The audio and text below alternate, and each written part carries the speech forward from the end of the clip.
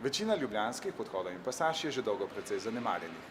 Zato se jim marsikdo od nas seveda raje izogne, kot pa da bi se le sprehodil skoznje.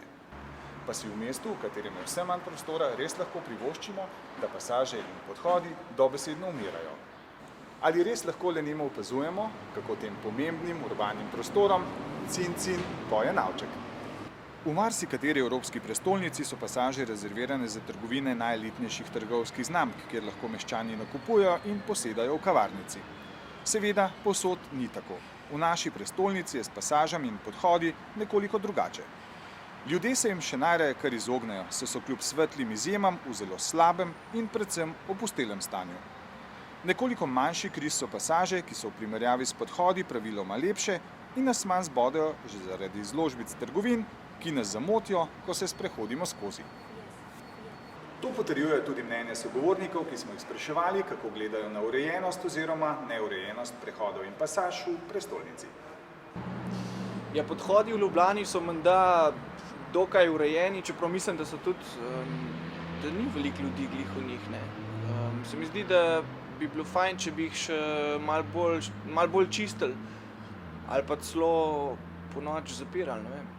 MOL in pristojne službe pri neurejenih podhodih najbrž ne morejo pomagati. Vsak lastnik objekta v podhodu ali pasaži bi moral redno čistiti pred svojim pragom. Tako bi zagotovo najbolje vzdrževali higieno in čistočo, ki je zares potrebna. Podhodi so kar solidno vzdrževani. Mogoče bi morali le izboljšati prezračevalne naprave, nekateri od njih bi bilo pa dobro ponoči tudi zapreti. Ja, pasaži bi mogli imeti, po mojem mnenju, več trgovin, bolj privlačne lokale, ne? Potem podhodi tudi ne bi bili tako pusti, ampak bi bili malo bolj obiskani, no? Da se ne bi zanašali le na naključna mnenja in splošen občutek, se je naša komisija odpravila na raziskovanje in ocenjevanje ljubljanskih podhodov in pasaž. Pozorni smo bili predvsem na čistost in dejavnosti, ki v njih potekajo. In kaj smo ugotovili?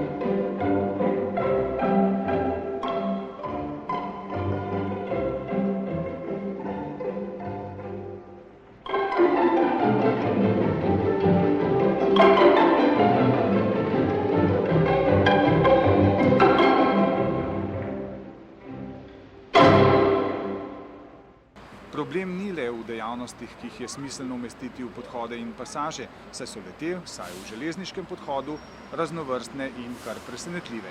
Več o tem pa nam bo povedal strokovnjak za urbanistično zasnovo. Iz pozitivnih primerov pri nas in evropskih metropolah bi se lahko naučili, da je potrebno v pasažah in podhodih obiskovalca impulzirati tako programsko kot tudi prostorsko.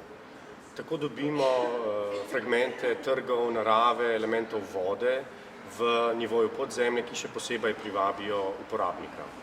Prav posebna ljubljanska težava pa so seveda vzdrževanje podhod in pasaž in pomanjkanje javnih programov. Predvsem seveda javnih sanitarij in odprtost teh sanitarij non-stop.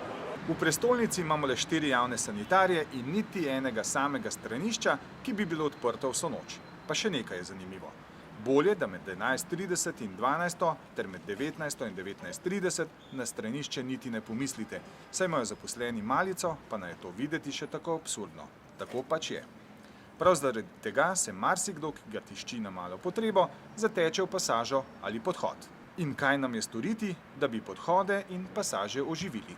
Za oživitev javnih podhodov in pasaž seveda ni dovolj zgolj urejena javna infrastruktura, ampak seveda bi bila dobrodošla tudi partnerstvo med zasebnim in javnim kapitalom, tako da bi programsko osvežili predvsem podhode in pasaže v Ljubljani. Seveda bi za tako partnerstvo med zasebnim in javnim kapitalom bilo potrebno ponuditi tudi ugodnosti investiranju zasebnega kapitala. Za sedaj pa, kolikor vemo, seveda ne mesto, ne država ne razmišljata o takih iniciativah. To pa seveda pomeni, da lahko Ljubljančani in vsi, ki prihajamo v Belo Ljubljano, le upamo, da bo kateri izmed podhodov ali pasaž, ko jih bomo ponovno ocenjevali prihodnje leto, dobil zvezdico ali dve več.